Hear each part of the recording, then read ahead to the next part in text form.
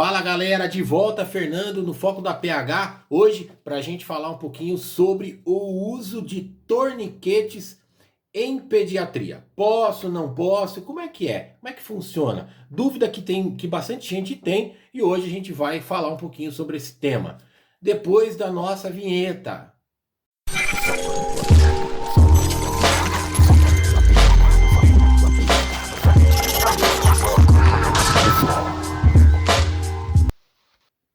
O uso do torniquete em pediatria. Bom, a gente sabe que as guerras são um dos maiores campos de pesquisa quando se fala em aplicação de torniquete. Pois bem, na guerra do Afeganistão foi feito um estudo com algumas crianças onde se mostrou favorável quando aplicado ainda na cena o torniquete precocemente. Então é um dos estudos que a gente tem, um dos poucos estudos que a gente tem falando da aplicação do torniquete em pediatria. Os protocolos. O que os protocolos trazem para a gente? O PHTLS, que é uma grande referência para a gente aqui no Brasil, né? Na sua 9ª edição, bem como no PHTLS militar, trazem como indicação o uso do torniquete em pediatria também. O ITLS, no seu capítulo 17, também cita o uso do torniquete em crianças. E uma das grandes referências também é a Sociedade de Trauma Pediátrico, que além de citar o uso do torniquete nas crianças, ainda orienta, indica que as pessoas conheçam, em especial aos leigos, como fazer uso do torniquete através do programa Stop the Bleed, é o curso de controle de hemorragias do Colégio Americano de Cirurgiões. Um curso bastante interessante, um programa muito legal, criado depois de um atentado lá nos Estados Unidos, na região de Connecticut, mais precisamente em Sandy Hook, onde um atirador ativo entrou numa escola e acabou matando professores, crianças, e aí, através do consenso de Hartford, foi criado esse programa muito interessante chamado Stop the Bleed, onde ministra-se curso pelo mundo todo ensinando como fazer o controle de hemorragias.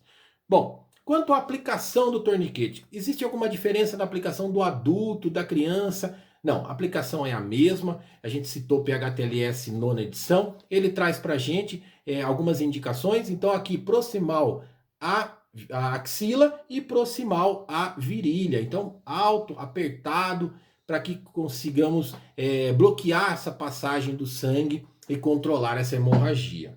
Bom, algumas diferenças da criança para o adulto. Então, até pelo fato da criança ter a pressão arterial sistólica um pouco mais baixa do que do adulto, isso facilita também um pouquinho na hora da gente aplicar o torniquete. Então, eu deixo ele bem apertado, já na região próxima à axila, por exemplo, deixo bem apertado e antes de girar o molinete para fazer o entorse e aplicar a pressão, eu já deixo bem apertadinho e aí com isso eu vou ter mais facilidade para conseguir bloquear esse sangramento.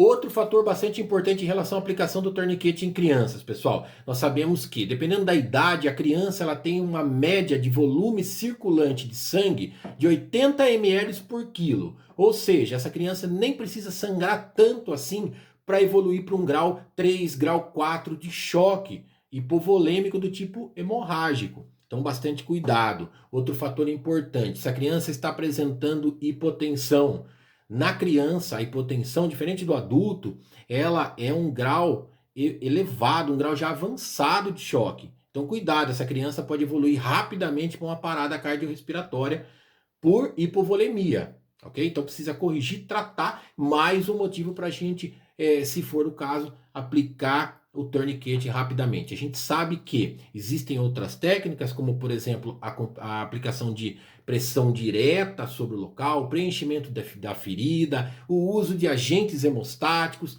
mas se o meu torniquete é o dispositivo mais rápido e eficaz que eu tenho no local, por que não usá-lo como primeira opção? Ok? Então, avaliar caso a caso e, se for o caso, fazer o uso precoce do torniquete. Tá joia? Galera, basicamente são essas dicas que a gente tinha para falar para vocês. Desmistificar um pouquinho sobre o uso do torniquete. Então, posso sim, e às vezes até devo, fazer o uso do torniquete em pediatria. Se você gostou, deixa seu like. Um grande abraço. Fernando, no Foco da PH.